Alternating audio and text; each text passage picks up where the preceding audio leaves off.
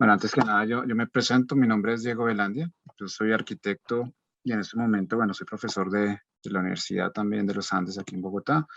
En este momento dirijo el Observatorio de Vivienda y es un espacio que ya lleva casi 15 años trabajando en temas sobre todo de calidad de vivienda nueva urbana. Desde hace 15 años tenemos una metodología que hemos ido, eh, digamos, modificando, actualizando, revisando. Tenemos ya algo así como 1.100 proyectos evaluados, un poco más, digamos, alrededor de Bogotá y otras ciudades del país. Y dentro de las líneas que empezamos a desarrollar hace un par de años, de líneas de investigación, pues está el tema de la vivienda en arriendo. Digamos, no solo vista como modelo de tenencia, sino también cómo se puede mejorar la calidad a partir de este modelo de gestión, cómo impacta también la construcción de ciudad a partir de la gestión de los proyectos. Y pues obviamente nos interesan todas las experiencias, por eso a través de Lina, Lina es una de las asistentes del observatorio, ella lidera el tema de vivienda en arriendo, que es pues, esto a partir de un semillero que tenemos de investigación y que pues nuestra intención es poder llevarlo a otros actores, sobre todo públicos, como alternativa. Aquí estamos hablando hace un rato con Adriana que si bien el tema de arriendo desde lo informal en Colombia es muy, muy fuerte, pues queda a veces muy oculto y se pierde la oportunidad o hay que potenciar esa opción de volverlo casi que una política pública, poder potenciar esto como parte de las alternativas de vivienda de calidad a pues, familias o núcleos familiares que lo necesiten. Entonces, en ese caso, pues Lina ha contactado al Observatorio de Arriendo de la Universidad Católica de Chile y pues nos acompañan hoy Adriana Marín, Felipe Link, también muchas gracias por acompañarnos. Ya Lina ahorita hablará con mucho más detalle de ustedes. Eh, pues la verdad, muchísimas gracias por aceptar. Si bien el horario aquí en Colombia no da para que ojalá, nos acompañara la gente que nos quisiera acompañar, sí están muy pendientes, digamos, de la grabación, sobre todo actores. No sé si, bueno, no tiene por qué saberlo, pero en Bogotá estamos en un proceso de renovación de digamos, de la política que rige toda la planeación urbana en los próximos 15 años y la vivienda en arriendo es un tema fundamental. Entonces, pues sabemos que esta grabación, este tema va a ser interesantísimo. Lina, para explicarles un poco cómo va a desarrollarse esto, Lina va a hacer una introducción y la idea es que con todo el semillero de investigación y quienes nos acompañan, pues vayamos conversando y definiendo temas desde su experiencia, desde lo que se ha encontrado acá y ver puntos de encuentro, ver hacia dónde debería ir esto y pues obviamente aportar y aprender también de la experiencia de ustedes. Muchísimas gracias Adriana y Felipe y dejo a Lina ya para que continúe. Gracias, Diego. Bueno, si no me escuchan, me dicen que a veces se me va como el internet. Entonces, en principio, quería agradecerles a Adriana y a Luis, digo, y a Felipe por estar aquí. Les voy a presentar a Adriana. Adriana Marín Toro es socióloga y tiene un magíster en desarrollo urbano. Y desde el año 2013 investiga sobre la vivienda en arriendo en mercados populares, políticas habitacionales vinculadas al arriendo y actualmente está realizando una tesis doctoral donde analiza el uso de la vivienda de alquiler como una nueva clase de activo financiero en un contexto posterior a la crisis financiera global. Por otra parte, Felipe Link es profesor asociado de la Universidad Católica de Chile eh, en el Instituto de Estudios Urbanos y Territoriales UC. También es sociólogo y doctor en Arquitectura y Estudios Urbanos de la Pontificia Universidad Católica de Chile. Actualmente es investigador asociado en el Centro de Desarrollo Urbano Sustentable y en el Centro de Estudios de Conflicto y Cohesión Social. Y se ha especializado en sociología urbana, barrio y comunidades en el contexto de los procesos contemporáneos de metropolización. La idea de este conversatorio, el objetivo principal de este conversatorio es discutir acerca de la vivienda en arriendo y entender las dinámicas del arrendamiento en las ciudades latinoamericanas. Específicamente ahorita vamos a hablar un poco pues del caso de Chile y cómo esto se ve reflejado en otras ciudades latinoamericanas como Bogotá. Y para la preparación del conversatorio, algunos estudiantes leyeron 3 textos del Observatorio del Arriendo. El primero es Geografías del Arriendo en Santiago de Chile, de la vulnerabilidad residencial a la seguridad de la tenencia. El segundo es diagnóstico y propuestas para un sistema integral de vivienda en arriendo con interés social. Y el tercero es una visión comparada de la vivienda social en Europa, el caso de Barcelona y Londres. A partir de estos tres libros se plantearon algunas preguntas con las que se va a iniciar el conversatorio, y pues a medida que se vaya desarrollando la conversación surgirán más preguntas o temas a tratar. ¿Lista? Entonces, pues nos gustaría iniciar el conversatorio con la siguiente pregunta para para los dos, tanto para Felipe como para Adriana. ¿Qué cambios implica el implementar la vivienda en arriendo como un activo financiero y una nueva forma de tenencia en los ámbitos de relación de los arrendatarios con la vivienda? Formas de producción inmobiliaria y calidad de la vivienda.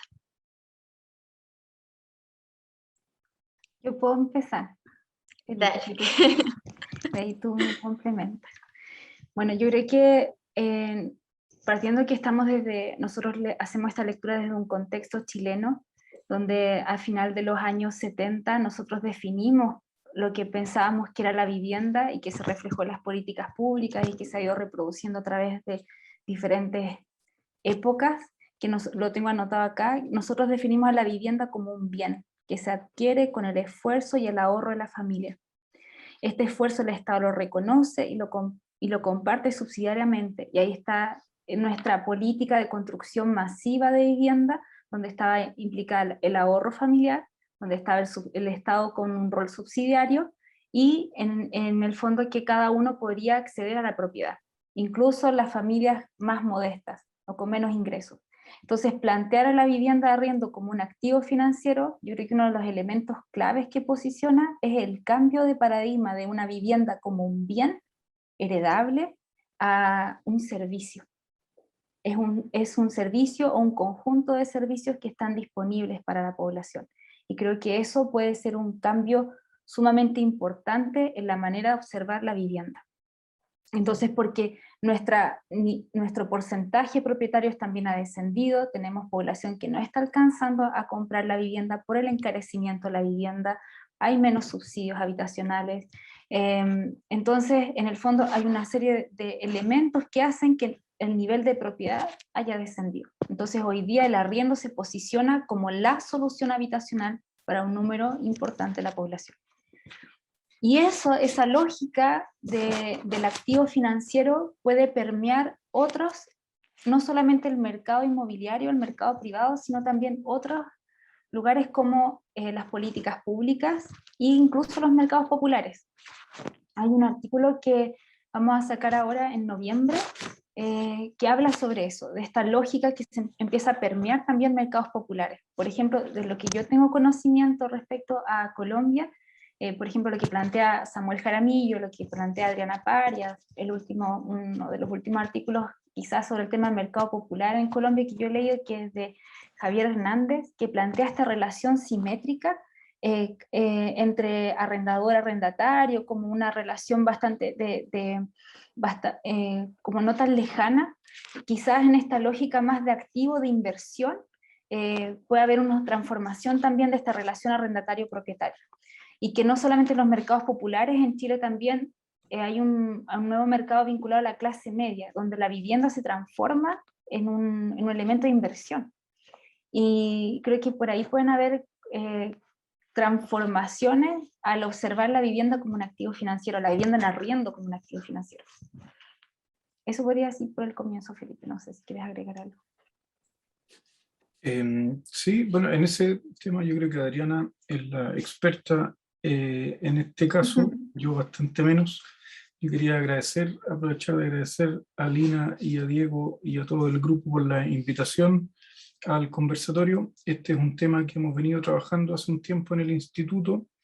Yo creo que, si no me equivoco, a raíz justamente de una tesis de la propia Adriana, cuando pasó por el magíster en el Instituto de Estudios Urbanos, fue la que nos metió como el interés o la motivación para esta área de investigación de la vivienda en arriendo, que además coincide con el crecimiento bien importante en los últimos años en Chile y con una discusión cada vez más contingente sobre la política habitacional para el arriendo. Entonces, yo creo que, complementando un poco lo que dice Adriana, hay una discusión importante respecto de la lógica propiedad-arriendo en la política habitacional chilena, con una larga historia de propiedad y de activo, efectivamente heredable, como el bien que el Estado entrega heredable a la familia.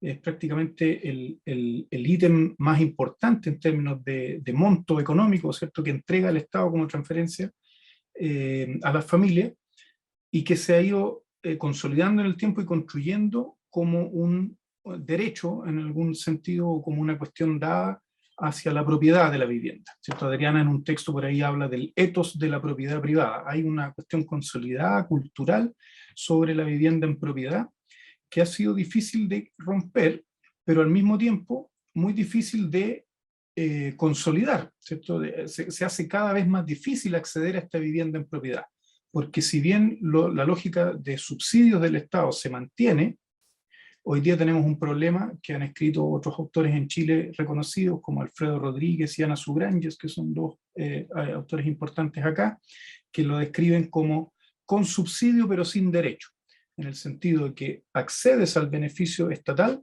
pero no encuentras vivienda en el mercado para poder aplicarlo, ¿no? Entonces, incluso esta promesa de propiedad de la vivienda se hace difícil de ejecutar, ¿cierto?, de materializar efectivamente en una vivienda construida con estos estándares o en este rango de valor incluso. Entonces, ante esa paradoja surge el arriendo como alternativa, ¿cierto? Y pasamos de la discusión del derecho de propiedad al derecho de acceso a la vivienda, ¿cierto?, en diferentes formas. Y esa discusión no ha sido fácil porque las personas están con este ethos de la propiedad privada y ven también que pierden de alguna forma o dejan de obtener un bien de capital heredable y que finalmente les sirve como respaldo para incluso acceder a créditos financieros o otro tipo de facilidades. Entonces, esa lógica que se va rompiendo con la política de arriendo ha sido difícil de instalar, pero al mismo tiempo me da la impresión que el subsidio al arriendo o el programa de la política habitacional chilena que promueve la vivienda en arriendo, va también encontrando beneficiarios satisfechos, ¿no?, en el sentido de mejores localizaciones, que ha podido entregar beneficios que con la vivienda en propiedad son más lentos o más difíciles de obtener. Sobre todo, por ejemplo, la localización. O sea, hoy día la construcción de vivienda subsidiable es poca, y la que hay es en los extramuros de la ciudad, ¿cierto?, en la periferia, muy lejos de los centros de servicios, de los empleos, de la buena ubicación, de las áreas verdes, etc. Mientras que el subsidio de arriendo de alguna forma entrega la posibilidad de acceder a vivienda mejor localizada, con esta paradoja de la no propiedad, ¿no? Y también con otros temas que han salido en la política habitacional respecto de la transitoriedad, por ejemplo, ¿no? Son beneficios todavía acotados a una cierta cantidad de años, partió como un subsidio a un cierto grupo de población. De hecho, es anecdótico, pero el título del primer llamado a subsidio de arriendo en Chile se llamó Chao Suegra, ¿no? Un poco pensando en estas parejas jóvenes que querían independizarse de la familia original y decirle chao a la suegra. Pero después se fue complementando con adultos mayores, con otro tipo de perfil de beneficiario, y ha ido creciendo, pero todavía con estas tensiones entre transitoriedad por un lado, qué se hace después de que caduca el beneficio del arriendo, se queda alguien sin vivienda o opta a la propiedad, es un peldaño intermedio para la vivienda en propiedad o no.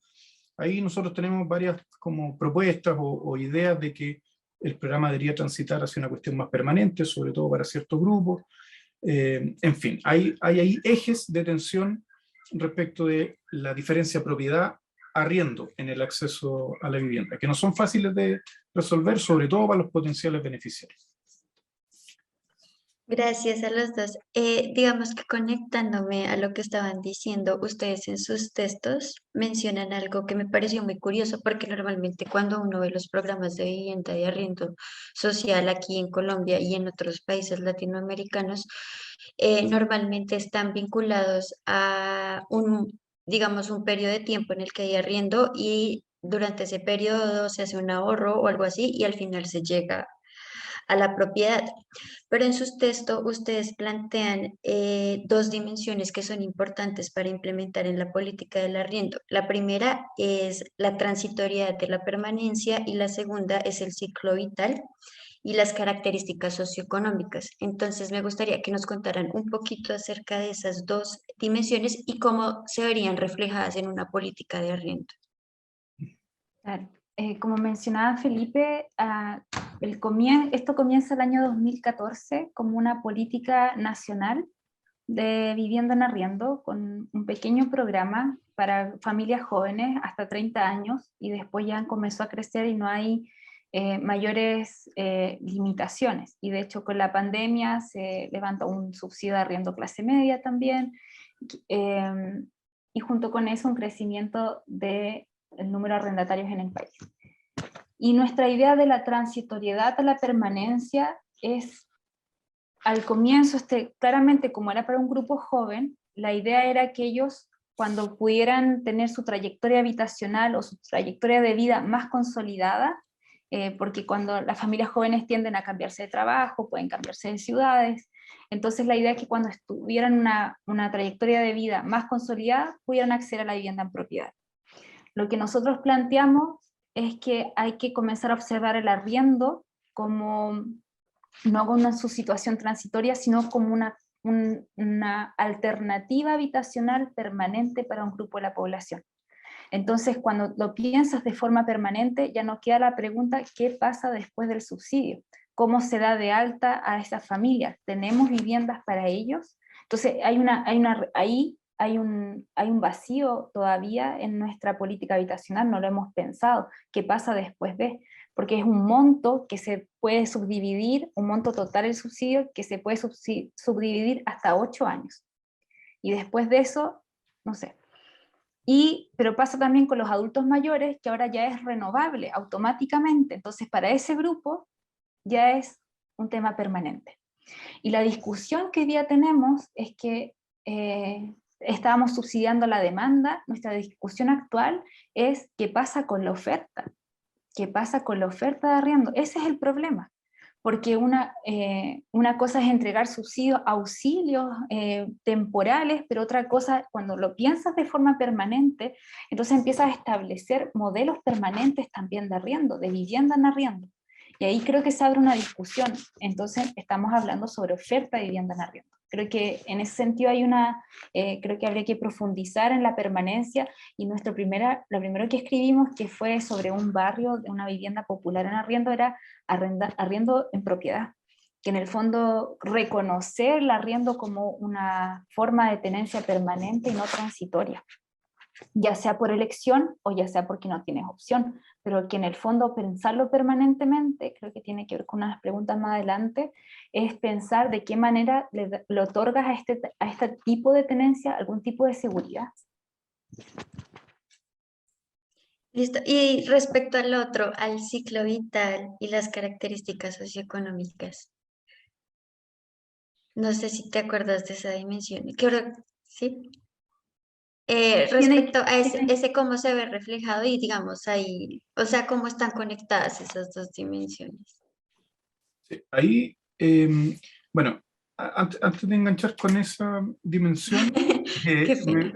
me gustaría enfatizar esto que decía Adriana del cambio de la oferta a la o sea, de la demanda a la oferta. Efectivamente, en este momento, o la política actual que surgió en 2014, entrega un voucher o un monto, ¿cierto?, para que las personas encuentren una vivienda en arriendo. Pero esa vivienda en arriendo que buscan y que eventualmente encuentran es una oferta atomizada en la ciudad, ¿cierto?, de propietarios particulares, no muy, más o menos escondida, ¿cierto? Nosotros también estamos trabajando en algún propuesta o ideas de poder intermediar oferta y demanda para los subsidios en arriendo, porque hoy día lo que sabemos es que las personas encuentran esa vivienda subsidiada a través de datos con sus redes personales, familiares, amigos, conocidos, pero no en los portales de internet, no a través del municipio, no a través del ministerio. Está poco institucionalizada la oferta. Entonces es atomizada, y es relativamente precaria, ¿no? Entonces, ¿qué oferta es la que realmente va a permitir un programa de vivienda en arriendo más estable, no, menos transitorio, más consolidado, más institucionalizado? Es la que se discute hoy día para saber cuáles son los actores que podrían generar esa oferta de vivienda, donde tampoco es tan fácil la respuesta, porque, por ejemplo, está la presión de los grupos inmobiliarios de poder, en el fondo, optar a ese dinero estatal, a ese subsidio que es, en el fondo, recursos asegurados, para ofrecer vivienda que, si bien está bien localizada, muchas veces tiene superficies muy pequeñas, son estas torres muy grandes en altura, tiene otras condiciones de precariedad habitacional que a lo mejor no es lo que queremos entregar como vivienda de interés social para familias que buscan arriendo. Otra parte de la discusión es organizaciones sin fines de lucro o que pudieran administrar y ofertar vivienda. ¿Cierto? Eso también está en la discusión, y en qué medida ellos podrían captar recursos del Estado, ya no a la demanda, sino que a quienes proveen vivienda. Hay algunas experiencias en algunos municipios en Santiago que le llamaron inmobiliaria popular, que fue un tinglado bien engorroso de diferentes subsidios y diferentes recursos del Estado que se complementaron para finalmente construir en terrenos municipales y ofertar esa vivienda en arriendo administradas por el municipio, cosa que los municipios en Chile no todos pueden hacer porque hay capacidades profesionales, capacidades de gestión que no están tan instaladas como para hacerse cargo de la vivienda. Entonces, la oferta es un tema crítico, porque lo que sí creo yo que está claro es que no se puede sostener un programa de vivienda en arriendo a partir de la oferta pequeña, atomizada, dispersa y oculta en la ciudad, esto de pequeños propietarios, que debería consolidarse de alguna forma. ¿De qué forma? Está en discusión y cada uno de los actores tiene sus pros y sus contras. Entonces, conectando con las preguntas más específicas del ciclo vital y de las condiciones socioeconómicas, también veíamos nosotros que esta demanda de vivienda en arriendo no es homogénea, ¿cierto? No es pareja, sino que nosotros identificamos en el texto de geografías algunas tipologías de arrendatarios. En Chile estaba bastante instalado, como en el imaginario, ¿cierto? No muy basado en datos, pero sí en la discusión pública, en la conversación más común, la idea de que los arrendatarios eran los profesionales o las jóvenes, las parejas sin hijos que se iban a vivir a los centros, o por otro lado los inmigrantes, ¿cierto? Entonces esos eran los arrendatarios. Nosotros vimos ahí que la realidad del arriendo en Santiago al menos es mucho más compleja que esos dos perfiles. Efectivamente existen y son fuertes esos dos grupos de población que viven en arriendo, pero también están los que identificábamos ahí como hogares en situación de pobreza con menores, o sea, familias de parejas con hijos pequeños y en situación de pobreza que arriendan en otros lugares, a lo mejor no la torre o no el departamento que ha provocado la densificación de las áreas centrales, sino que arriendan en la periferia de la ciudad o en otras tipologías de vivienda que son importantes de considerar en una política y en una generación de oferta, por ejemplo. También identificamos la tipología de los adultos mayores, que esa quizás está más recogida ya por la política y está más consolidado de que efectivamente es un actor o un público importante a ser atendido por programas de subsidio al arriendo. Entonces, por un lado, las características socioeconómicas tenían que ver con estas tipologías, donde el costo de la vivienda pesa diferenciadamente según tipología. O sea, en esos dos, de hogares en pobreza con niños pequeños y en adultos mayores, el gasto en vivienda superaba el 30% o algo así de su ingreso mensual, lo que ya es considerado crítico, ¿cierto? Debería estar en un nivel menor al 30% del ingreso mensual destinado a la habitación. Entonces, por ahí el ciclo de vida del perfil de arrendatario sumado a sus condiciones socioeconómicas son dos variables, dos dimensiones junto con la transitoriedad que hay que considerar, entendemos nosotros, para una política integral, como le llamamos, ¿no? En el sentido que se haga cargo de las diferencias internas de este público arrendatario que en el porcentaje general es ser 27 o 26% según el año de medición y el lugar de nuestra ciudad. Algunas ciudades tienen más de 30% de arrendatarios. No es homogéneo, sino que se va discriminando por estas diferentes dimensiones.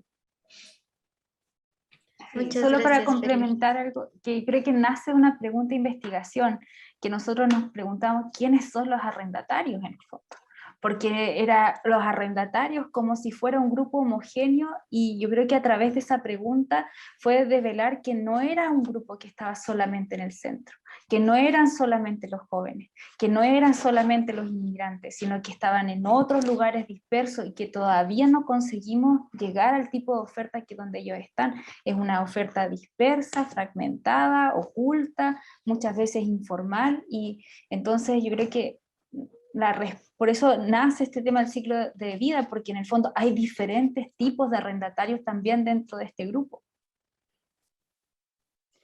Sí, sí, estoy totalmente de acuerdo y creo que está muy relacionado con lo que hemos venido hablando en el semillero, ¿no? Porque realmente pues acá en Colombia, no sé si sea igual en Chile, toda esta población y esta tipología de arrendatarios está concentrado en el mercado informal y pues ha llevado a que la calidad habitacional pues no sea la mejor que para las personas y, y pues todas estas problemáticas. Entonces, teniendo en cuenta esto, digamos, ¿cómo podrían vincularse? Porque nosotros tuvimos otro conversatorio con Clara Gómez. Ella hizo una investigación donde hablaba de que el mercado de la vivienda, que el mercado del arriendo no estaba subdividido entre informal y formal, porque de alguna forma, pues la ciudad era una sola, ¿sí? Como que no existía esa barrera. Y dentro de este mercado del arrendamiento en la vivienda informal ya empezaban a manejarse dinámicas de la vivienda formal, que era como que antes en el mercado de la vivienda informal existían estas relaciones de reciprocidad entre arrendatario y arrendador, pero ella notó durante una investigación que actualmente ya empiezan a aparecer intereses mercantiles de la propiedad y entonces ya estas relaciones de reciprocidad se pierden. Entonces, ¿cómo a partir de una política de vivienda se podría considerar regularizar la vivienda en arriendo, pero no solo como una forma de tenencia, sino también para controlar los fenómenos que están pasando en en la vivienda informal? Sí. ¿Parto yo, Ariel? Sí, ya. Ahí yo creo que ese es un gran tema, pero que va a depender quizás de qué campo de la vivienda estemos hablando respecto de la informalidad, ¿cierto? Porque quizás en Chile o en Santiago es un poco distinto en el sentido de que tenemos un alto grado de formalización de la vivienda, ¿sí? Pero en el arriendo yo creo que sí se puede hacer esa distinción del mercado informal, principalmente de piezas, de arriendo de piezas y arriendo de departamentos interiores, que son como construcciones, en el fondo en el patio trasero, que se destinan a la red. Esas dos modalidades no califican hoy día en una política de arriendo, porque los requisitos del subsidio al arriendo obligan a la formalidad, obligan a que la vivienda que se pone a disposición tenga lo que aquí se llama recepción municipal, es decir, un grado de formalidad importante, algunos requisitos de cantidad de recinto, de servicio, una serie de cosas, ¿no? que la hacen ser una vivienda formal. Entonces todo lo que no tenga esos requisitos no puede calificar al programa de subsidio al arriendo. Entonces ahí nos deja un mercado informal, pero bastante masivo, sobre todo en las comunas más populares del área metropolitana de Santiago, por lo menos, que nosotros hemos tratado de captar o de levantar, y que en el fondo es paradójico, porque si bien tiene este grado de informalidad en los requisitos, ¿cierto?, de recepción, de cantidad de servicios, de instalaciones o cosas así, pero por otro lado es súper formal, entre comillas, en la cantidad de requisitos que le imponen al arrendatario, ¿no? O sea, le piden liquidaciones de sueldo, le piden certificado de antecedentes, le piden un aval, le piden una serie de papeles formales para poder arrendarle una vivienda que finalmente no tiene ningún papel. Entonces, esa distinción entre formal e informal se produce al interior de la ciudad en el campo del arriendo en esos términos. La vivienda que por un lado accede a ser subsidiada, que debe ser formalizada, y por otro lado la vivienda o la oferta de piezas y departamentos interiores o de viviendas derechamente que no están formalizadas. Ahí no sabría yo decir cuál es la proporción de una y otra, porque tenemos poco conocimiento de la oferta en ese sentido. Hemos tratado de hacer levantamientos, pero ya más cualitativos, más de casos, en ciertos barrios, en ciertas comunas, pero no hay un levantamiento de información en general que nos permita como comparar los dos campos de la oferta de la vivienda en arriendo. Ahora, por otro lado, está el tema de la informalidad, que aquí serían como los asentamientos informales o los campamentos, ¿cierto? Que esa es otra lógica donde las políticas estatales en Chile tienen otros programas, ¿cierto? El programa de asentamiento, de formalización de asentamientos irregulares o informales o campamentos, ¿no? Que funcionan como con otros criterios de regularización. Entonces, el arriendo que ocurra ahí, efectivamente, yo creo que sí hemos observado un poco lo que decía Lina de una primera cuestión más orientada a la comunidad, ¿cierto? A la reciprocidad, al apoyo mutuo, al capital social, a las redes, al sentido de pertenencia que se genera en ese tipo de asentamiento, y se ha ido transitando un poco al mercado negro o al arriendo abusivo o a los dueños irregulares de terrenos que sublotean, subdividen y arriendan, etc. Entonces eso yo creo que también ocurre acá. Yo tengo menos antecedentes como datos más duros, pero sí he leído algunas cosas o colegas que lo han trabajado. Pero yo creo que se distingue de este mercado de la vivienda en arriendo no campamento, digamos, o no informal en ese sentido. Me gustaría complementar. Clara Gómez es de Colombia. Sí. Porque lo que ella menciona como este proceso como de nuevas lógicas mercantiles en los mercados populares, también lo trabaja acá en Brasil Pedro Abramo, Isadora Guerreiro. En Buenos Aires, solo recuerdo el apellido, Rodríguez. Eran dos autoras que trabajaban estos procesos de inquilinización en los mercados populares con lógicas mercantiles. Y creo que también claro, entiendo que esta discusión sobre hasta qué punto es formal o informal, la ciudad es una sola, creo que también lo discutimos un poco en algunas revisiones de otras políticas de otros lugares, era el reconocer la realidad que tenemos. Por ejemplo, en Sudáfrica ellos reconocen todo tipo de vínculo entre vivienda, sea una choza, sea una vivienda del mercado formal. En el fondo es reconocer esa relación para poder intervenir. Porque la otra dimensión que hay es que como nuestro arriendo es una relación entre privados.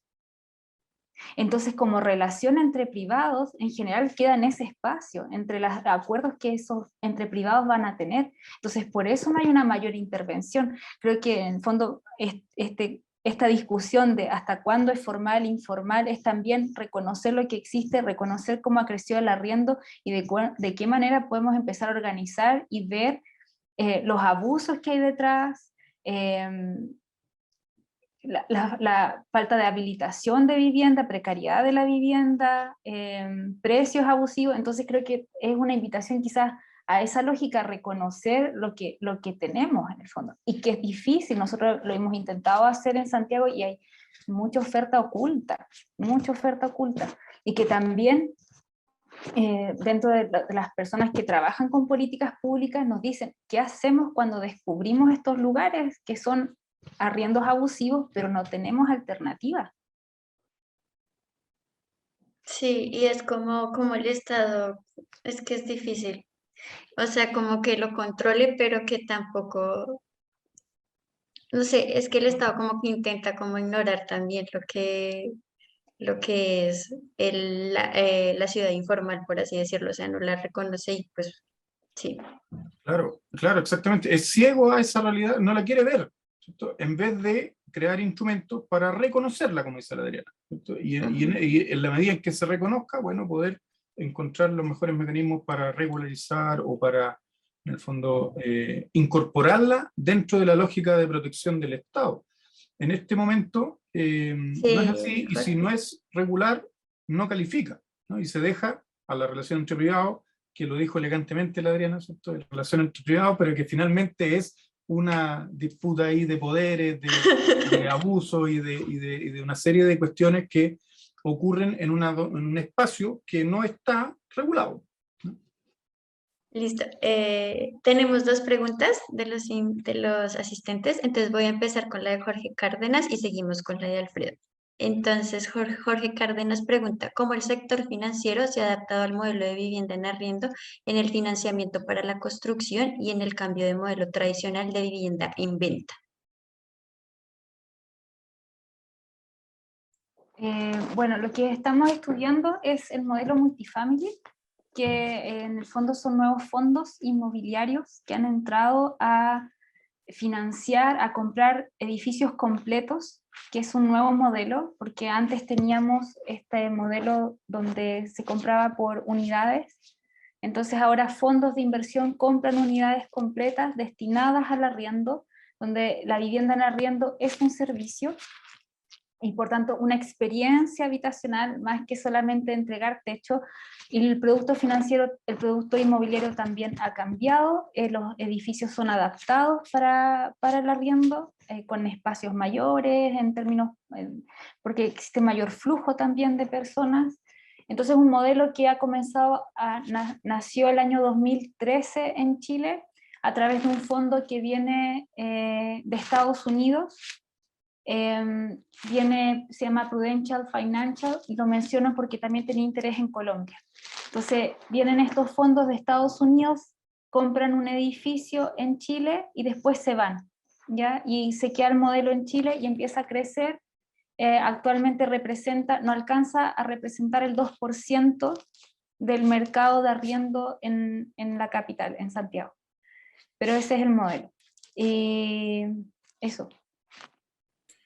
Y sumado a los multifamily que están creciendo con fuerza en el negocio inmobiliario en Santiago, estaban antes de ello los microrentistas, ¿cierto? Los microrentistas, que son personas, en fondo, profesionales con un cierto ingreso, que pueden optar a crédito hipotecario y compran 1, 2, 3, 4 o más departamentos para renta, que también están en alguna medida escondidos. Es muy difícil saber cuántos son, quiénes son, qué proporción tienen, pero algunos estudios han detectado microrentistas que ya, entre comillas, con más de 1000 propiedades, ¿no? Entonces, personas naturales o sociedades inmobiliarias creadas para el efecto, con más de 1000 departamentos puestos a la renta, ya no son tan micros, pero esa lógica de cómo operan esos inversionistas individuales, falta bastante por remover para saber un poco el funcionamiento.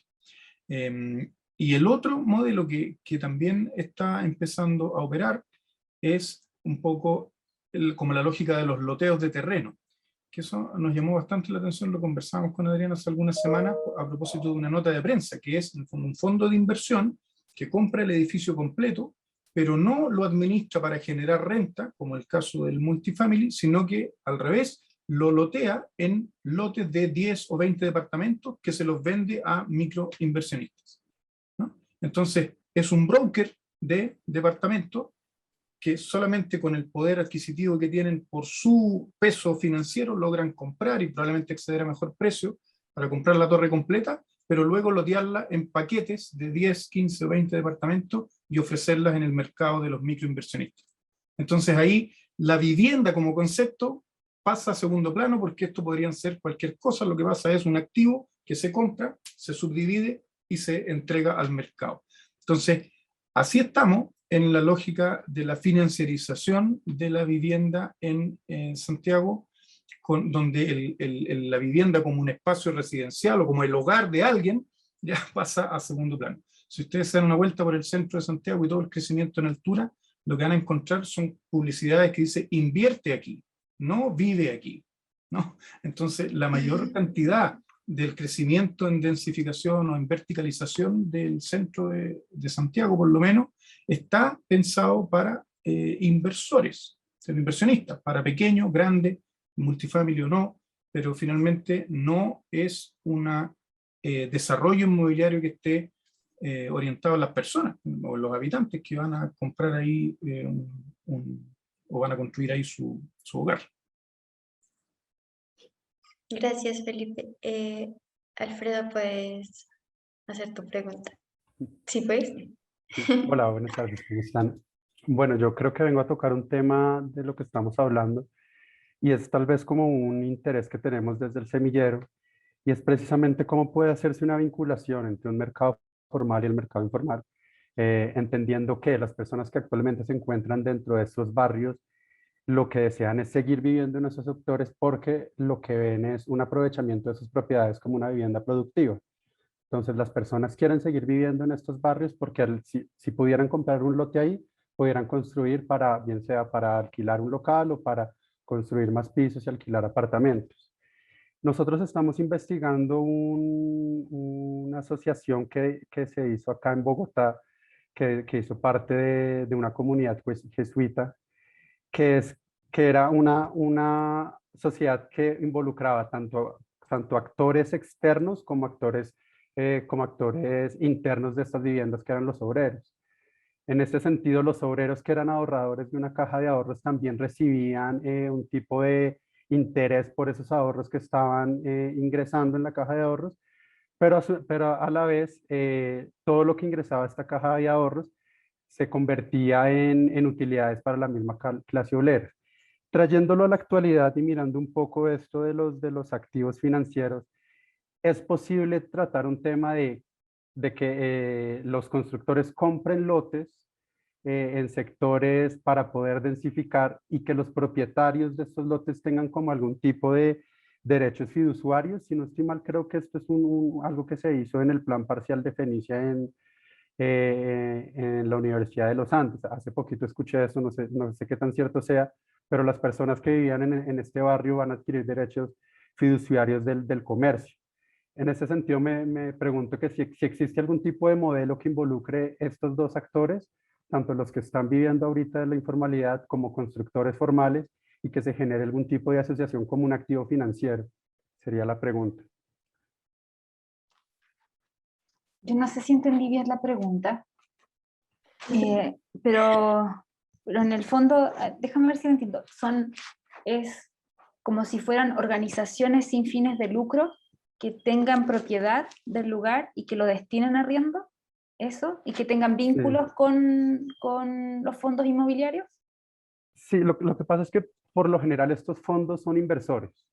Sí. Y finalmente las personas que van a vivir en estos proyectos no tienen nada que ver con esos fondos.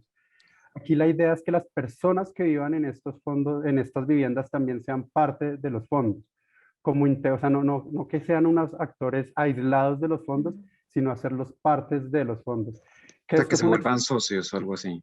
Exacto, que esto es una experiencia de lo que se hizo en el barrio Villa Javier, que es uno de los casos de estudios que estamos haciendo en el semillero, que los obreros, que eran los que iban o sea, ellos hacían un ahorro de estos ahorros, que bueno, no eran solo los ahorros de los obreros, sino también eran de inversionistas, se pudo hacer un barrio y ellos iban a vivir en arriendo en este barrio, pero asimismo ellos podían recibir un porcentaje de interés de eso que estaban ahorrando mes a mes. ¿No? Y precisamente, digamos que hace poquito escuché que aquí en Bogotá, en la Universidad de los Andes, en el Triángulo de Fenicia, se llegó a hacer unos acuerdos de unas personas que ya vivían en este sector, como iba a ser un proyecto de renovación urbana. Las personas que viven en este sector van a recibir derechos fiduciarios de los espacios comerciales, del desarrollo de renovación que se va a hacer en ese sector. Entonces, aquí lo que estoy mirando es si existen ejemplos de este tipo de relaciones, que sean tanto inversores como personas que realmente están viviendo en ese espacio. Que me lleva también un poco a pensar de lo que, si no estoy mal, es la experiencia, no sé si es de Londres o Barcelona, también del artículo de ustedes, que también hablaban que hay personas que lo que hacían es que compraban un porcentaje de la vivienda, que esto lo que hacía era bajar el costo del arrendamiento porque ya eran propietarios de un porcentaje de la vivienda. Entonces, digamos, va como también en ese sentido, si existen este tipo de ejemplos a nivel internacional que vinculen inversionistas con personas que viven dentro del proyecto y que todos sean socios de estos fondos. Lo que yo conozco son fundaciones como organizaciones sin fines de lucro que se vinculan a fondos, que en el fondo su capital lo ingresan a estos fondos y a través de esos fondos ellos disponibilizan oferta de vivienda más barata. Lo otro que podría hacer es el landlord, no sé si está bien dicho, que es que se compra el suelo a través de una fundación, pero se separa la propiedad del suelo de la propiedad construida. Entonces el suelo permanentemente queda disponible y hay algunas de estos modelos, generalmente es para propiedad, pero hay algunos modelos que son para arriendo, donde se entrega arriendo seguro a las personas, pero no conozco modelos donde, porque en el fondo si tú eres parte del fondo de inversión, estás pretendiendo comprar la vivienda, ¿no es cierto?, a un largo plazo. Correcto. Entonces, ese modelo que te permite, yo creo que no lo hemos estudiado porque estamos pensando de qué forma poder mantener arriendo a largo plazo, no propiedad a largo plazo. Entonces, no conozco un modelo que tenga esa condición. Ok. Sí, Y no, yo no, la verdad tampoco tengo mucho conocimiento de un modelo así. Lo que entiendo de la pregunta de Alfredo quizás también tenía que ver con una especie de compensación, ¿no? Como con los dueños de la tierra o de los dueños de los habitantes antiguos de un barrio en contra de la expulsión. ¿También sí, tiene que ver con eso? Sí. sí, también tiene que ver con eso. Claro, eso aquí yo creo que se ha visto como tratos individuales, más que colectivos, ¿cierto? Más que una organización que efectivamente se ponga de acuerdo como para renovar el barrio, ¿cierto? Porque ahí serían decenas por lo menos de propietarios que al mismo tiempo deciden entregar sus viviendas o sus terrenos a un desarrollo de renovación urbana y participar de él. Eso aquí por lo menos yo no lo he visto. Lo que sí se ha visto son tratos ya más a nivel individual entre inmobiliarias y pequeños propietarios para obtener la venta de las casas bien localizadas, qué sé yo, a cambio de participación en el edificio, como de un departamento o de algún bien por ahí. No una participación como financiera, no como acciones del negocio, pero sí a cambio de seguir viviendo ahí, pero en uno de los pisos de la torre que se va a construir, ¿no? Eso sí es un modelo que se ha visto en algunos desarrollos inmobiliarios, también otros que quizás son más, no sé cuál es el adjetivo, pero que en el fondo es ir a comprometer la venta de una casa a una familia, a una pareja, por ejemplo, de adultos mayores, pero permitirles el derecho de vivir ahí hasta que fallezcan en el fondo. Pero entonces así se aseguraban la compra de esa casa y no tener que lidiar con la sucesión, ¿no? Entonces, como una compra adelantada, que le paga la inmobiliaria a la pareja de adultos mayores en vida y luego se queda con el bien. Esa también es una práctica que ocurrió acá varias veces, pero es distinto quizás a lo que estabas planteando, Alfredo, de esta cosa como más organizacional y de participación financiera. Eso yo aquí al menos no tengo conocimiento. Sí, claro. Dale, Diego. ¿A qué pena, Alfredo? No, es que quería terminar. Lo que pasa es que una de las cosas que más buscan las personas es que su propiedad sea una propiedad productiva, ¿no? Que esto es algo lo que falla con los mercados inmobiliarios, que también, digamos, acá en Colombia también pasa lo mismo, que estos proyectos de vivienda social se hacen en la periferia. Y pues suponiendo que existan estos proyectos en una buena localización, finalmente no es o sea, como no es del interés de todos, porque están comprando unos pocos metros cuadrados que no van a poder sacar provecho como sí lo están haciendo en los barrios informales. Entonces digamos que la preocupación es sobre todo esa, cómo hacer atractivo el mercado para las personas que piensan en su propiedad como una propiedad productiva. Entonces es como sobre todo esa preocupación. Gracias, Alfredo. Bueno. Este tema de lo formal e informal, de verdad, es muy amplio porque hay mucho desarrollo de este que comenta Alfredo, que es formal, pero en un predio y alguien que lo compra puede construir 3 o 4 pisos y pues es mucho más rentable y productivo que tener un apartamento de un área reducida.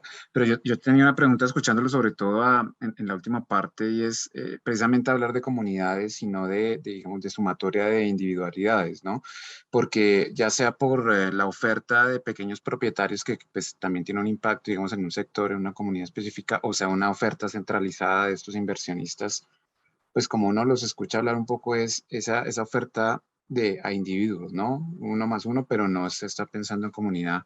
Una de las cosas que evalúa, por ejemplo, lo que hacemos es precisamente una escala de comunidad, una escala intermedia.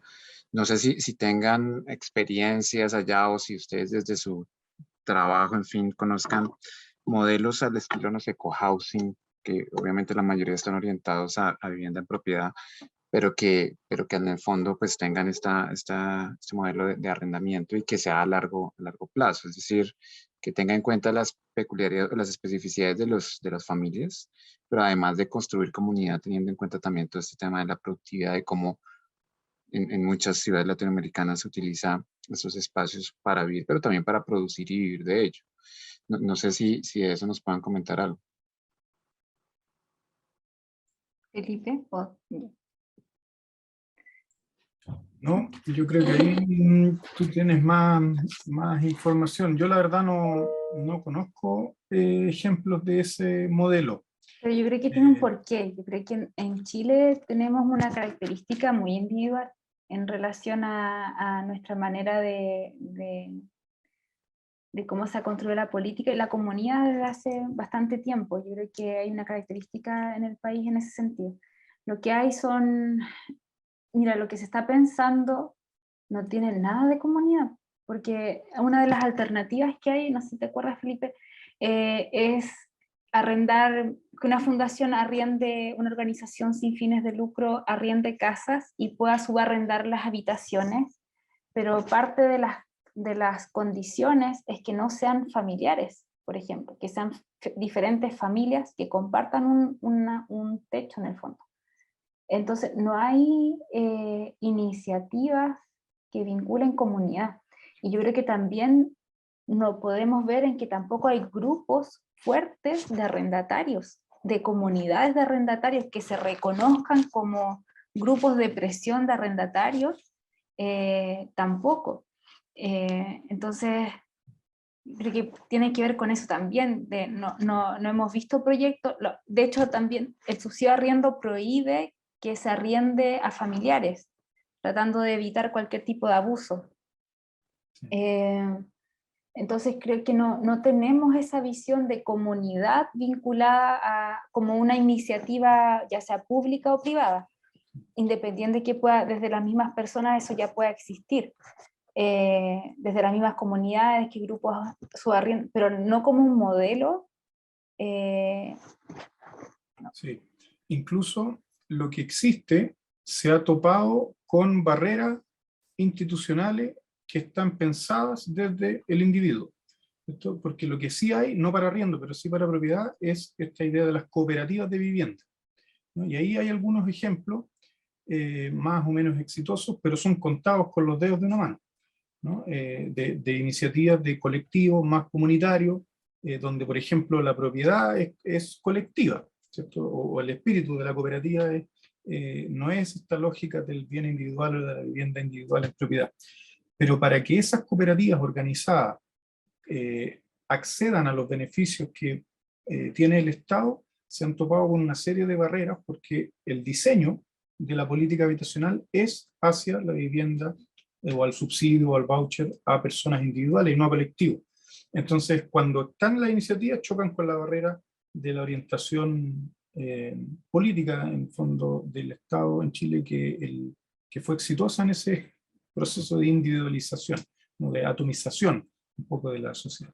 Y lo otro que me hace como clic respecto de esta conversación de la comunidad no es con la generación de oferta nueva, ni proyectos, ni arriendo, pero sí un poco de la defensa de ciertas comunidades respecto de estos tipos de desarrollo, que es lo que se han surgido bastante, ¿no? En el caso de Santiago, de agrupaciones que se quieren como defender del desarrollo inmobiliario en altura y declararse, aquí tienen un instrumento que es el más utilizado como zona típica, ¿no? Zona típica es, en el fondo, tratar de circunscribir un área en términos patrimoniales para preservar el barrio, la comunidad, la forma de vida, una cierta escala. Pero eso es de los grupos anteriores, ¿cierto? De la ciudad anterior, que en el fondo encuentra este mecanismo como una forma de defensa del desarrollo que viene como depredando los barrios. En el modelo que plantea Diego, yo creo que no hay muchos ejemplos en nuestro caso. Quizás Chile no Ok. sea el mejor ejemplo para buscar. Seguramente muchas ciudades. Y otra última que digamos, se relaciona con lo que hacemos en gran medida nosotros, que es evaluar calidad, y es este tema del arriendo, y lo hemos venido hablando en diferentes escenarios aquí, sobre todo en Bogotá, es cómo se puede volver una estrategia para mejorar las condiciones de vida de, específicamente, por ejemplo, viviendas existentes. Hay un tema casi, no sé cómo lo llaman en Chile, pero es lo mismo, que es mejoramiento de vivienda, que son viviendas que pueden ser en un lote formal y que se han desarrollado de forma, pues, con todas las reglas, pero que por el devenir de los años han caído un poco en desgracia y tienen unas condiciones de habitabilidad muy, muy precarias, ¿no? Y en ese sentido, pues, la oferta de mejora, pues pasa por toda una cantidad de cosas que a veces hacen casi que imposible hacerlo. Pero cuando uno mira, por ejemplo, el tema de vivienda en arriendo y un posible, no sé, una especie de certificación para que entre en ese mercado formal, podría volverse una estrategia de mejora, inclusive para esos pequeños propietarios, ¿no? Es decir, cómo pueden mejorar su vivienda y la oferta que tienen dentro de sus posibles espacios a arrendar. No sé, ustedes hablaban de la normativa, de los requisitos que tienen que cumplir.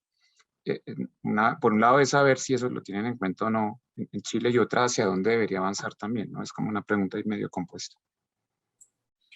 Sí, ese es un tema que aquí también se ha explorado como una alternativa o como un gancho, ¿cierto? Que podría efectivamente potenciar la oferta de vivienda subsidiable, porque en el fondo apunta a los dos objetivos. Por un lado, que la vivienda entre en el mercado y cumpla los requisitos, y por otro, motivar al arrendador a someterse a la institucionalidad, porque en el fondo puede mejorar su vivienda, ve algún beneficio mayor que arrendar en el mercado informal. Eso aquí ha existido en diferentes programas. Hay uno que se llama Programa de Protección del Patrimonio Familiar, que opera también para la vivienda en general, no solamente para la que se podría destinar al arriendo, pero que nosotros hemos explorado alternativas de adecuar ese programa de protección del patrimonio familiar para poner la vivienda a disposición de arriendo. También hubo otro programa que se le llamó Banco de Materiales, que en el fondo es lo mismo, ¿cierto? Que el propietario puede acceder a un cierto financiamiento para hacer mejoras y poder eventualmente regularizar, con el fin de poder entrar en lo que nos falta, aparte del banco de materiales, es el banco de viviendas, ¿no? Como para que la gente que lo está buscando pueda acceder a ellas de manera más rápida, más fácil, con más información. Pero efectivamente nosotros veíamos que es una buena manera de articular diferentes instrumentos y que permite, por un lado, regularizar y motivar a los arrendadores a entrar en el mercado de arriendo subsidiado. Ese es un punto importante, porque muchos de los propietarios de vivienda no quieren entrar en el subsidio, no tienen confianza en el Estado en cuanto a los pagos que puedan realizar o las exigencias que puedan realizar. Entonces pasa que la gente se gana el subsidio de arriendo y va al mercado y no encuentra oferta, porque los propietarios no quieren participar. Entonces, uno de los elementos que pensábamos era justamente eso, de tener programas que ayuden a la habilitación, al mejoramiento habitacional, para que también pueda tener esa certeza de que este programa es serio, que les van a pagar, que en el fondo puede ayudar tanto al arrendador como al arrendatario. Pero sí es una línea de trabajo muy importante que estamos evaluando para ese grupo de oferta. Sí.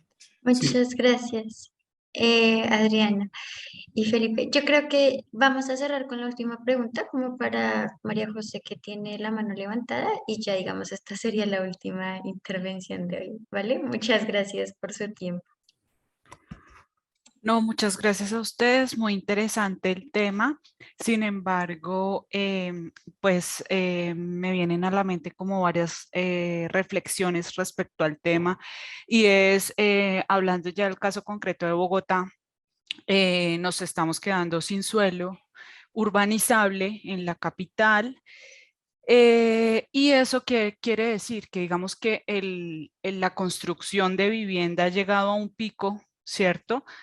En donde yo creería que los inversionistas en qué están pensando, en buscar otras alternativas, o sea, más que ya lo han dicho los ponentes, más que ver por la calidad de la vivienda o de los habitantes, la calidad de la vivienda para los habitantes, estamos frente a unos, como a unos intereses particulares de los inversionistas, ¿cierto? Entonces pasa como lo que nos pasó rápidamente con el Transmilenio.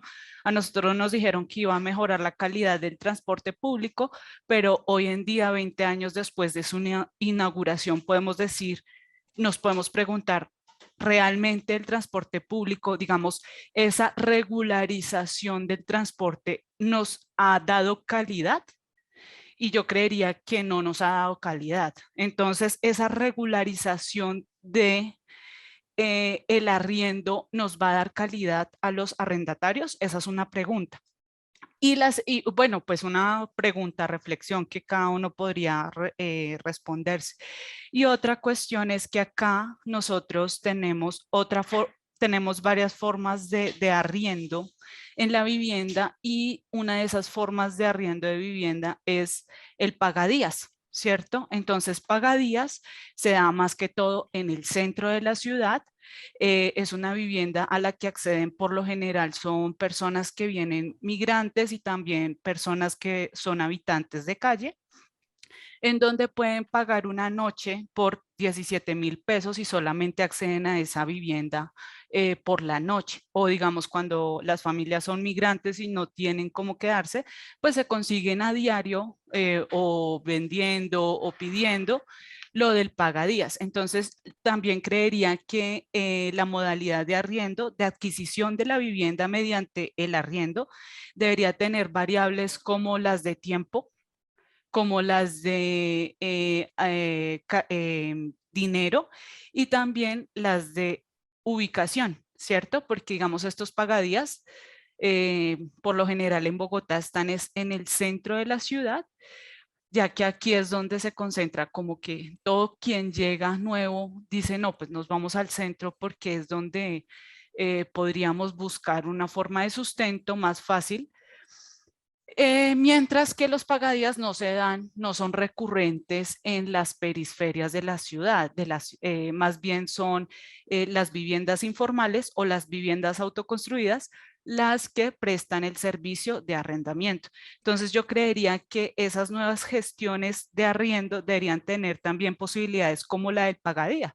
A la final, pues no son unas viviendas de calidad, pero brindan un servicio, digamos, a diario a una persona que solamente puede conseguir una vivienda diariamente, ¿no? Pues su recurso le tiene, pues le da la posibilidad de acceder a vivienda, es a diario, más no mensualmente, como se tiende a hacer en el arriendo normal.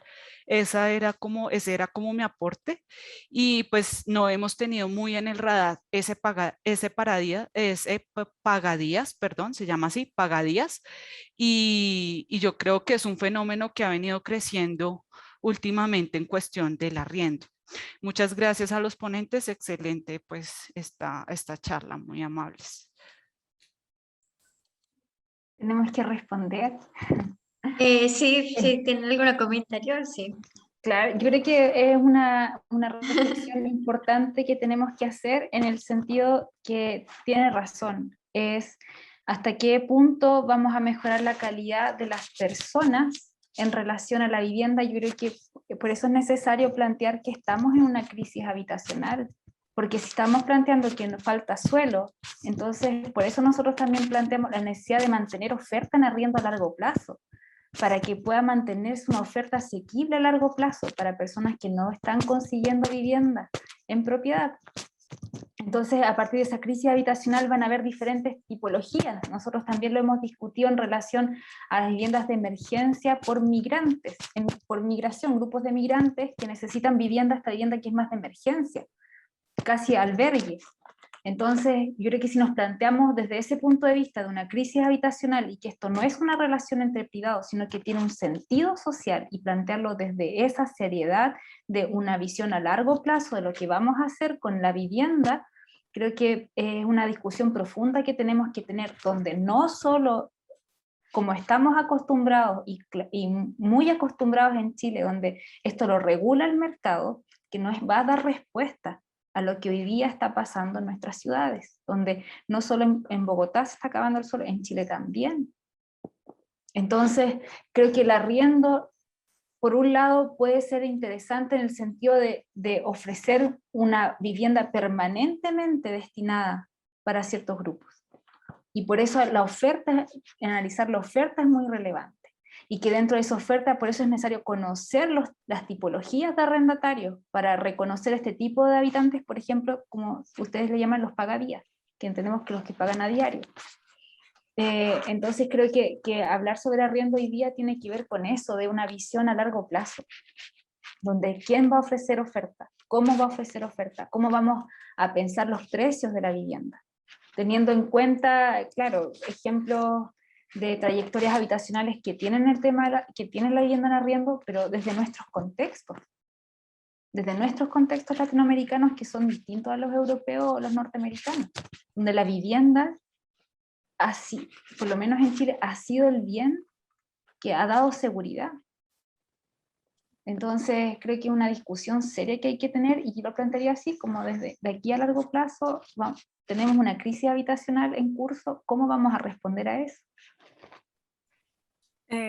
Algo muy cortico, y es también tener en cuenta la diversidad de habitantes, ¿no? Porque el pagadías también es pagado muchas veces por habitantes de calle que pueden acceder algunos días a un techo, ¿cierto? Entonces nosotros muchas veces tenemos en cuenta que la familia, que la pareja, que los míos, los tuyos, los nuestros, o sea, la diversidad de población, pero yo me pregunto, ¿y en dónde queda esa población habitante de calle que ellos a la final son también unos usuarios de estos pagadías, ¿sí? Lo pagan a veces cuando pueden. Entonces, ellos también, pues, digamos, nosotros no vamos a solucionarle su problema, pero igual es un tipo de vivienda que les está dando una solución, ¿cierto? Entonces nosotros como arquitectos, sociólogos, profesionales de todas estas ramas, pues creería que sí estamos llamados a volcar nuestra mirada hacia esta población que a la final también son usuarios. Sí, gracias María José. Ahí yo diría, complementando, estando de acuerdo también con lo que decía Adriana, que entendiendo el problema, ¿cierto? Y en Chile también existe, por supuesto, también yo separaría la pertinencia o el ideal de una política habitacional respecto de lo que se va implementando. Yo creo que esto, ejemplo que ponía María José, responde quizás más a lo que Adriana mencionaba como albergue o como vivienda de emergencia o como una respuesta a una crisis, ¿no? Y en el caso de Chile eso está alojado en otro ministerio, ¿no? Que es el Ministerio de Desarrollo Social, y que tiene efectivamente un programa que se llama Vivienda Primero, ¿no? Y que es para entregar este techo de emergencia o con un periodo piloto, o con un tiempo acotado, para formalizar, para integrar de nuevo a la lógica de la habitación a personas que la perdieron en algún momento de la vida. Entonces, yo creo que también es útil separar los objetivos, ¿cierto?, de diferentes programas y poner un piso de calidad, ¿cierto?, en las políticas habitacionales, que yo creo, en mi perspectiva, no debería estar, a pesar de la crisis, en un todo vale, ¿cierto? O sea, no todo debiera ser el objetivo para solucionar la crisis, sino que hacer el esfuerzo de poner mínimos o estándares mínimos de vivienda. En el mismo sentido, por ejemplo, uno podría poner la referencia a los departamentos que aquí se llaman estudio, ¿cierto? Estos departamentos de 17 metros cuadrados, 16, 20 metros cuadrados con suerte, que tienen un solo ambiente, ¿no? Que son de construcción masiva en las áreas centrales para los multifamily, para el arriendo, para los inversionistas. Pero esos deberían ser sujetos de subsidio por parte del Estado. Yo creo que es una discusión que se puede dar, pero a primera vista para mí no, porque el estándar no es el ideal para lo que queremos entregar como calidad de la vivienda. Entonces, al menos acá se ha hecho un esfuerzo importante en aumentar calidad. El metraje, por ejemplo, de la vivienda social en Chile se ha duplicado en los últimos años. Hoy día no hay viviendas de menos de 65, 70 metros cuadrados de vivienda subsidiada o del fondo solidario del tramo 1, que es un fondo que podríamos llamar vivienda social en Chile. La paradoja está entre calidad y cantidad, ¿cierto? En algún momento Chile fue muy exitoso en construir vivienda, cantidad de vivienda, pero no haciéndose cargo de la calidad y construyendo en muy precarias condiciones, en malas localizaciones, con malas normativas, con bajo estándar. Hoy día hay un vuelco en la política habitacional hacia mayor calidad, pero nos estamos quedando cortos en cantidad de viviendas entregadas o construidas o de proyectos, en el fondo, que la gente que adquiere un subsidio pueda acceder en el mercado. Entonces, yo pondría una nota de precaución respecto del estándar que se ofrece por parte del Estado para el acceso a la vivienda. Entendiendo la crisis y entendiendo un déficit importante que en Chile hoy día es de alrededor de 600.000 viviendas. O sea, es un número que ningún gobierno va a poder solucionar en un periodo de 4 años como son los periodos presidenciales, al menos acá. El más ambicioso de las elecciones que tenemos en 20 días más acá propone 260.000 viviendas en todo el periodo y el déficit es de 600.000.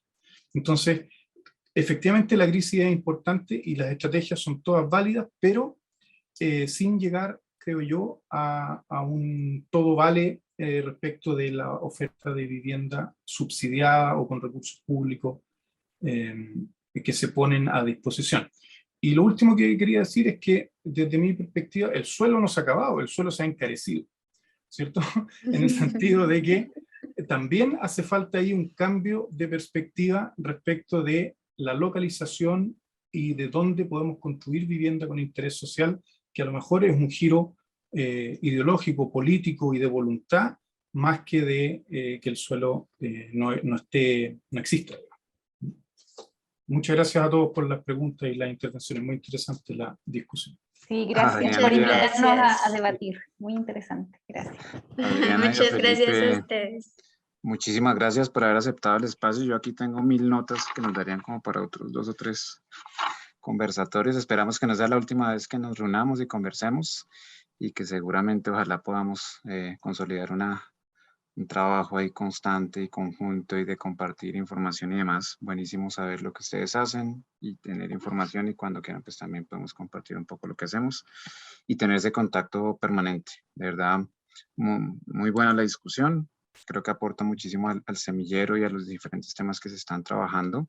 Y bueno, esperamos poder volver a reunirnos muy pronto. Muchas gracias. Muchas gracias. También. Gracias. Buenas noches. Gracias. Que estén muy bien. Un abrazo. Chao, mil gracias. Buenas noches. Qué pena, una pregunta. ¿Dónde puedo acceder a la grabación? La publicaremos en redes y ya les enviaremos el link respectivo. Listo, muchas gracias. Vale. Vale. Chao a todos. Un gusto. Buena tarde y Chao. buena noche.